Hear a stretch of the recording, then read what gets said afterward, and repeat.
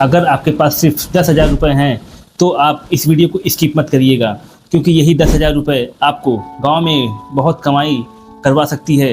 लेकिन अगर एक छोटी सी गलती आपको सारे पैसे डुबवा सकती है, इसलिए वीडियो को ध्यान से देखिएगा।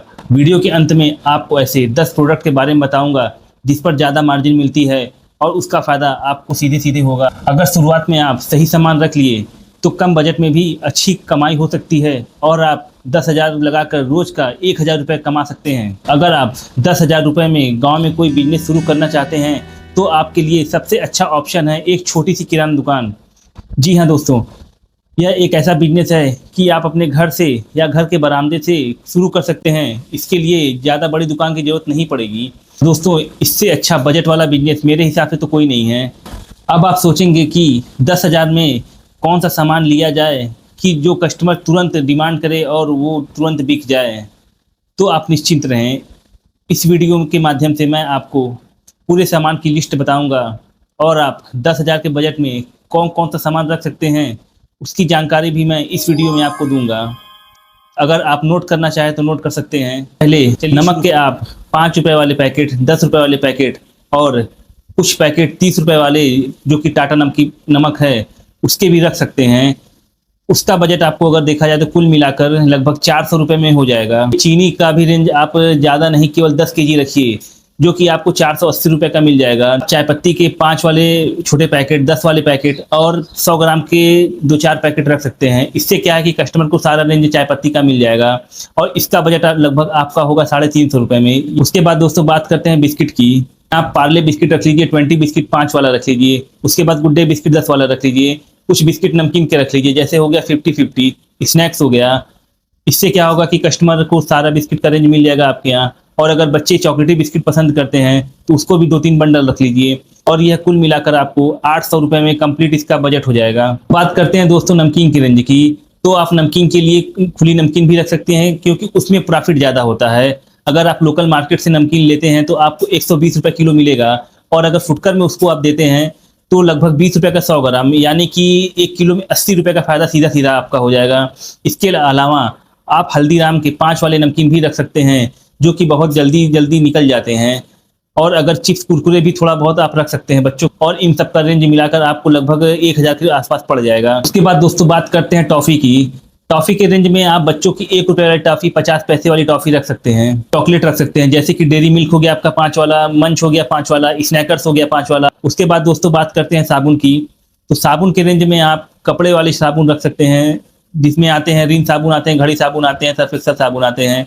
उसके बाद नहाने वाले साबुन में आप थोड़ा बहुत ज़्यादा नहीं, केवल 6-6 पीस से या 12-12 पीस आप अपने हिसाब से मैनेज करके रख सकते हैं। जिसमें डेटॉल साबुन हो गए 10 वाले, लाइफबॉय हो गए, लक्स साबुन हो गए। ज़्यादा नहीं दोस्तों, स्टार्टिंग अगर आप करते हैं तो केवल 2-2, 3-3 पीस बड़ा साबुन रखिए, सर्फ एक्सेल रख लीजिए, घड़ी पाउडर रख लीजिए। बात करते हैं दोस्तों शैम्पू की। तो शैम्पू में आते हैं क्लिनिक प्लस हो गया, आपके सनसिल्क हो गया ब्लैक और पिंक। उसके बाद हेड एंड शोल्डर हो गया, डब शैम्पू हो गया, वाटिका शैम्पू हो गया। वाटिका शैम्पू 1 रुपये का आता है, डब 2 रुपये का आता है, हेड एंड शोल्डर 2 रुपये का आता है। अगर सारे पत्ते मिलाकर आप 10 पत्ते रख लेंगे तो शैम्पू का रेंज आपका इकट्ठा हो जाएगा। और इन सबको आप अगर खरीदेंगे तो लगभग 500 रुपये से लेकर 600 रुपये में ये शैम्पू का रेंज आपका इकट्ठा हो जाएगा। उसके बाद दोस्तों बात करते हैं मंजन की। तो मंजन के रेंज में आप क्लोजअप है, कोलगेट है, पेप्सोडेंट है, इन सब का 10-10 रुपये वाला और 20 रुपये वाला पैकेट रख लीजिए। 10 रुपये वाला 6 पीस रखिए तो 20 वाला केवल 3 ही पीस रखिए। शुरुआत के लिए इतना बहुत है। उसके बाद लाल दंत मंजन का पाउडर, ये भी बहुत तेज बिकता है। कुछ पुराने लोगों को ये ज़्यादा पसंद रहता है, लेकिन आज के जो युवा हैं, लड़के हैं छोटे, उनको सबसे ज़्यादा क्लोजअप पसंद है। तो आप क्लोजअप की रेंज को ज़्यादा रख सकते हैं। 5 वाली अगरबत्ती, 10 वाली अगरबत्ती और धूपबत्ती भी रख सकते हैं। और देखा जाए तो माचिस का एक बंडल भी रख लीजिए, वो तो सस्ता पड़ेगा आपको 1 रुपये वाला, लगभग 70 रुपये बंडल आपको मिल जाएगा। तो आप एक बंडल उसको भी खरीद लीजिए। इन सब का बजट मिलाकर लगभग आपका 150 से 200 रुपये में माचिस अगरबत्ती का वो मेल हो जाएगा। इससे दोस्तों गांव में लाइट बहुत कटती है, इसके लिए अगर आप 5 वाला मोमबत्ती, 2 वाला मोमबत्ती रखते हैं ये भी आपके लिए ठीक है, क्योंकि मोमबत्ती की डिमांड ज़्यादा रहती है गाँव में।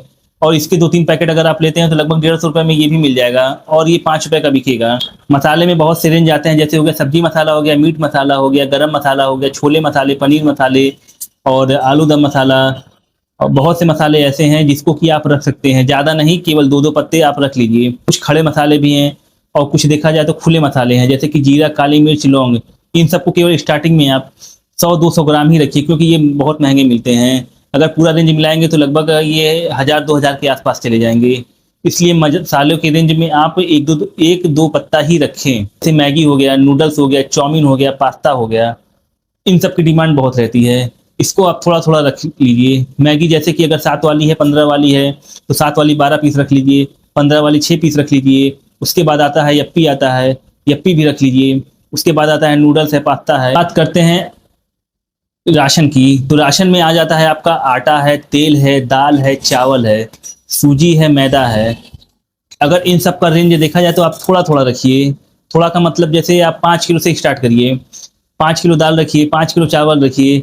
आटा अगर है तो आप 25 किलो की एक बोरी आटे की ले लीजिए। उसके बाद मैदा सूजी की बात करते हैं तो आप ज़्यादा मत लीजिए, उसको स्टार्टिंग के लिए 2-2 किलो ही लीजिए, क्योंकि ज़्यादा दिन होने पर उसमें कीड़े लग जाते हैं।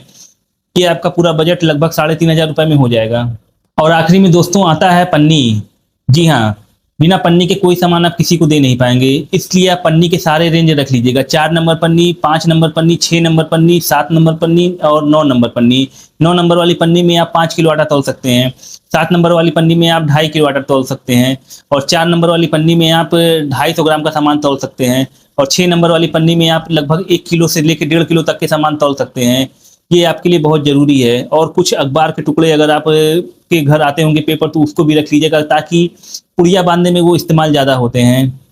उसके बाद एक छोटा कैलकुलेटर, लगभग 150 रुपये के आसपास वो मिलेगा, उसको आप रख लीजिए। उसके बाद एक छोटा तराजू प्लास्टिक का आता है। बजट की बात करें दोस्तों तो ये सारे आइटम अगर आप कैलकुलेट करेंगे तो लगभग 10,000 रुपये में ये सारे सामान आपको मिल जाएंगे।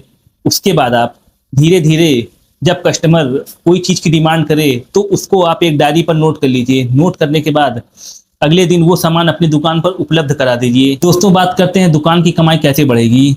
तो दोस्तों आप अपने दुकान को अच्छे से सजा के रखिएगा, जैसे कि जो सामान सिस्टमेटिक ढंग से उसको ऐसी जगह रखिएगा जहां कस्टमर को तुरंत डिस्प्ले हो जाए। तब बच्चों के आइटम जो है ज़्यादा रखने की कोशिश करिएगा, क्योंकि बच्चों के बहाने ही बड़े लोग आते हैं दुकान पर सामान लेने के लिए। उसके बाद दोस्तों अगर आपकी रोज की बिक्री 1000 के आसपास होती है तो उस पैसे को आप मत निकालिए, उस पैसे से आप कोई नया स्टॉक जोड़ लीजिए।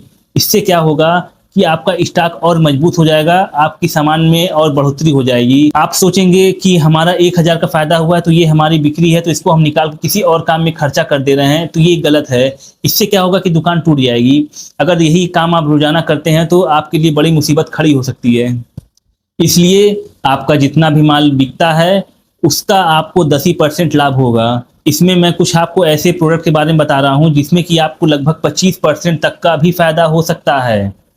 जैसे कि आप मसाले के रेंज में देख लीजिए, अगर आप 5 वाला मसाला लेते हैं तो आपको वो मसाला 3.75 या 2.5 के आसपास पड़ेगा। उसमें सीधा सीधा आपको लगभग 40 से 50% का मार्जिन होगा। और जहाँ तक बात है दाल चावल की, तो दाल चावल में भी लगभग 5 से 10 रुपये बच सकते हैं। बाकी और जो किराने के राशन के सामान है उसमें आपका ज़्यादा मुनाफा होगा, जैसे कि पास्ता हो गया, नूडल्स हो गया, अगर आप चाउमीन रखते हैं चाउमीन हो गया, मसाले हो गए, और अगर बच्चों के टॉफ़ी के आइटम हो गए, पार्ले बिस्कुट अगर आप एक बेचते हैं तो उसमें आपको केवल 50 पैसे का ही फायदा होगा। उसके अलावा आप लोकल बिस्किट भी 1-2 पैकेट रख लीजिए, कुछ लोकल टॉफ़ियों की रेंज रख लीजिए। उसके बाद खुली नमकीन रख लीजिए। सामान अपने होलसेल मार्केट से लीजिएगा और कोशिश करिएगा कि 2-3 जगह रेट मिलाकर ही सामान लीजिएगा। इससे क्या होगा कि आपका 1-2 रुपये हर सामान में बच सकता है, क्योंकि एक रेट हर जगह नहीं होता है, कुछ जगह कम तो कुछ जगह ज़्यादा होता है। इस बात का ध्यान दीजिएगा। अगर आपको ये वीडियो अच्छा लगा तो आप वीडियो को लाइक करिए, चैनल को सब्सक्राइब करिए, ताकि आने वाली अगली वीडियो में आपको कुछ मैं और नई जानकारी दे सकूं। और किराना रेट अपडेट के लिए आप हमारे चैनल को सब्सक्राइब कर लीजिए। आपको रोज़ किराना के बारे में जानकारी मिलती रहेगी, कौन सा रेट कब डाउन हुआ है, कौन सा रेट कब बढ़ा है, इसके बारे में आपको लगातार पता चलता रहेगा। और जो मैंने सामान की लिस्ट आपको बताई है उसको मैं अपने शॉर्ट में डाल दूंगा, आप वहां से जाके उसको डाउनलोड करके देख लीजिएगा और समझ लीजिएगा कि हाँ हमारा बजट अगर इतना है तो इतने में हमें क्या क्या सामान मिलेगा।